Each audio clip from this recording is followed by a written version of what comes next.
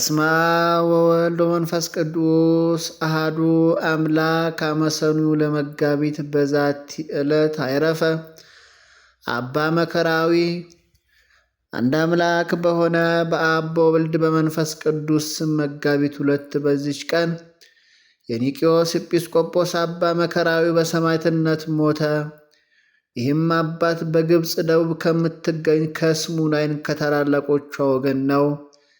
ለኒቅዮስ ከተማም ኤጲስቆጶስነት ተሾመ። የስደትና የመከራ ወራት በሆነ ጊዜም ስሙ ዩፋንስ የሚባል መኮንን ወደዚያች አገር ከንጉሥ ተልኮ መጣ። የክርስቲያን ወገኖችንም ያሰቃይ ዘንድ ጀመረ። የዚህንም የቅዱስ ኤጲስቆጶስ አባ መከራዊን ዜና ሰምቶ ወደ እርሱ ያመጡት ዘንድ ወታደሮቹን ላከ። እርሱም ወደ መኮንኑ ከመሄዱ በፊት ወደ ቅዱስ መሠዊያው ገባ። እጆቹንም ዘርግቶ ጸለየ። ነዋያ ቅድሳቱንና የመቀደሻውን ልብሶች በመቅደስ ውስጥ አኖረ። ከዚያም በኋላ ቤተ ክርስቲያኑን ይጠብቅ ዘንድ ወደ እግዚአብሔር ኢየሱስ ክርስቶስ ፈጽሞ ማለደ።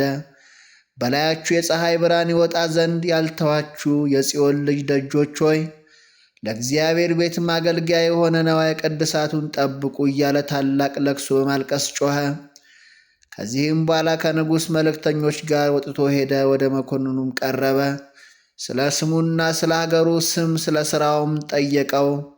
የኒቅዮስ ከተማ ኤጲስቆጶስ እንደሆነም ባወቀ ጊዜ እንዲገርፉትና እንዲያጎሳቁሉት ብርና እርሳስም አቅልጠው በአፉ እንዲጨምሩ አዘዘ። እግዚአብሔርም የሚያጸናውና የሚያስታግሰው ሆነ። ያለ ጉዳትም በጤንነት መልሶ ያነሳው ነበር። ከዚህም በኋላ ወደ እስክንድሪያ ገዢ ወደ ሄርሜኔዎስ ሰደደው። እርሱም ቅዱስ አባ መከራዊን እንዲያስሩ ታዘዘ። እግዚአብሔርም በእጆቹ ብዙዎች ድንቆች ታምራትን አደረገ። ከታምራቱም አንዱ ለአቅፋስ ከተማ ሹም ለሆነ ለዮልዮስ ስሙ አኩራሲጦስ የሚባል እጆቹና እግሮቹ ሽባ የሆኑ ልጅ ነበረው። አባ መከራዊም በላዩ ጸለየ፣ ከደዌውም አዳነው። ከዚህም በኋላ በዮልዮስ ቤት ቀድሶ ለአማንያን ሥጋውንና ደሙን አቀበላቸው። ስለ ሥጋውም እንዲያስብና ገድሉም እንዲጻፍለት ከዮልዮስ ጋር ስምምነት አደረገ። መኮንኑ ሄርሜኔዎስም አባ መከራዊ ስላደረጋቸው አስደናቂ ታምራት በሰማ ጊዜ በተለያየ ሥቃይ ያሰቃዩት ዘንድ አዘዘ። ሕዋሳቶቹ እስኪቆራረጡ በመንኮራኩሮች ውስጥ አስገብተው አሰቃዩት። ለነጣቂዎች አንበሳዎችም ጣሉት፣ በባሕርም አሰጠሙት፣ በእሳት ማንደጃ ውስጥም ጨመሩት።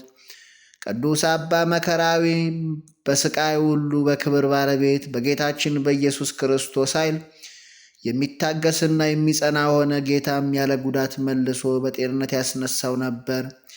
የእመቤታችን የድንግል ማርያምን ቤተ ክርስቲያን የምታገለግል አንዲት ድንግል እህትም ነበረችው። 2 ወንድሞችም ነበሩት። የአንደኛው ስም ዮሐንስ፣ የሁለተኛውም ይስሐቅ ይባላል። በእስር ቤትም ሳለው ደርሱ መጡ። አንተ ስለ አባታችን ፈንታ አባት ሁነህን ነበር። እነሆ የሙት ልጆች እንሆን ዘንድ ትተኸን ትሄዳለህ እያሉ በፊቱ አለቀሱ። እርሱም አጽናንቶ ወደ ቤቶቻቸው አሰናበታቸው። ዮልዮስም የዚህን ሽማግሌ ሞት በጽሑፍ እዛዝ ከእርሱም ታርፋለህ ብሎ መኮንኑን መከረው። ቃሉንም ተቀብሎ ራሱን በሰይፍ እንዲቆርጡ አዘዘ። በመንግሥተ ሰማያትም የሰማዕትነትን አክሊል ተቀዳጀ። ዮልዮስም የቅዱስ አባ መከራዊን ሥጋ ወስዶ በከበሩ በወርቅ ልብሶች ገነዘው። በደረቱም ላይ ወርቅ መስቀል አደረገ። ወደ ሀገሩ ወደ ኒቅዮስም ከአገልጋዮቹ ጋር ሰደደው። መልካም ነፋስም ሆነላቸው። መርከቢቱ ፈጥና ሄደች። በከተማውም በር አንጻር ደርሳ ቆመች። ቀዛፊዎቹም ሊያንቀሳቅሷት ፈልገው ነበር፣ ግን አልተቻላቸውም።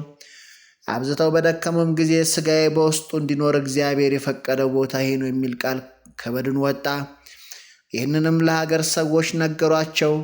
የሰሌን ዝንጣፊም እየያዙ ወደ እርሱ መጡ። በሀገራቸውም ውስጥ እርሱ በመረጣት ቦታ እስካኖሩት ድረስ በታላቅ ክብር ተሸክመው ወሰዱት። መላው የሕይወቱ ዘመን 161 ሆነ።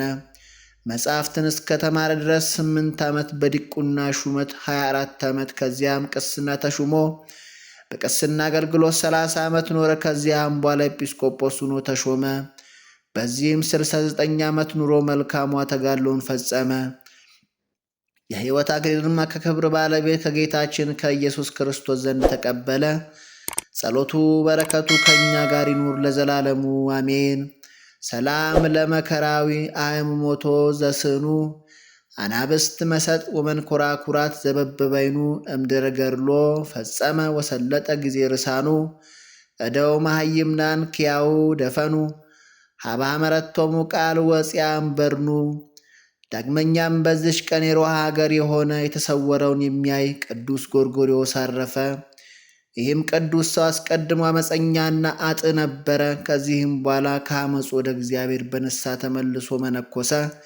የጻድቃንን ማደሪያና ብዙ ዋጋቸውን የአጣንንም ኩነኔና እየራሱ የሆነ ስቃያቸውን እግዚአብሔር እስካሳየው ድረስ ብዙ ተጋደለ። እግዚአብሔርም በጸሎቱ ይማረን፣ በረከቱም ከእኛ ጋር ይኑር ለዘላለሙ አሜን። ሰላም ለጎርጎርዮስ አመፃመ ወተጋ መልዕልተ ደብር ዘአገረ ሮሃ መካነ ኃጥአን ብካየ ወመካነ ጻድቃን ፍስሐ ዘበበጾታው ነጺሮ ብዙሃ ለለ ውስተ ምድር ሰበከ ንስሐ። ኃጢአተኞችን ሊያድን ክርስቶስ ኢየሱስ ወደ ዓለም መጣ የሚለው ቃል የታመነና ሁሉ እንዲቀበሉት የተገባ ነው። ከኃጢአተኞችም ዋና እኔ ነኝ። ስለዚህ ግን የዘላለምን ሕይወት ለማግኘት በእርሱ ያምኑ ዘንድ ላላቸው ሰዎች ምሳሌ እንደሆን ኢየሱስ ክርስቶስ ዋና በመሆን በእኔ ላይ ትዕግሥቱን ሁሉ ያሳይ ዘንድ ምሕረትን አገኘው።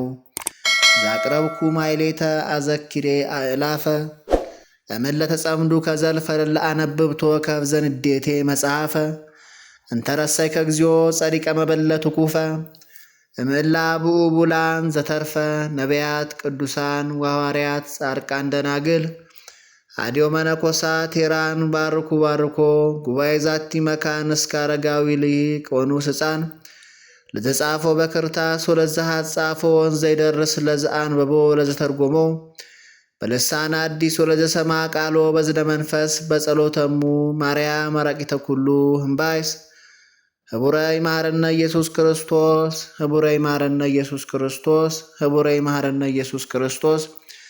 ጌታ ሆይ ከብልጽግናቸው ብዛት የተነሳ ብዙ መባ ካገቡት ይልቅ የድሃይቱን አነስተኛ መባ እንደተቀበል ለሁል ጊዜ የሚያገለግሉ አእላፍ መላእክትን እያሳሰብ በችግር ጊዜ የማቀርብልን ምስጋና ተቀበል።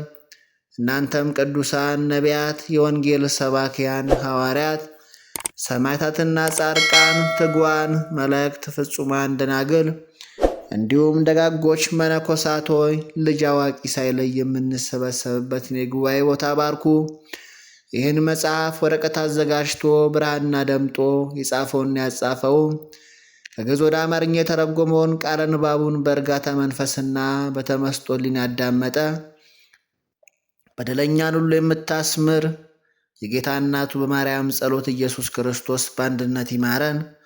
የአባቶቻችን በረከታቸው ድል የማትነሳ ረድኤታቸው ጥርጥር የለባት ሃይማኖታቸው ከእኛ ጋር ይኑር ለዘላለሙ አሜን።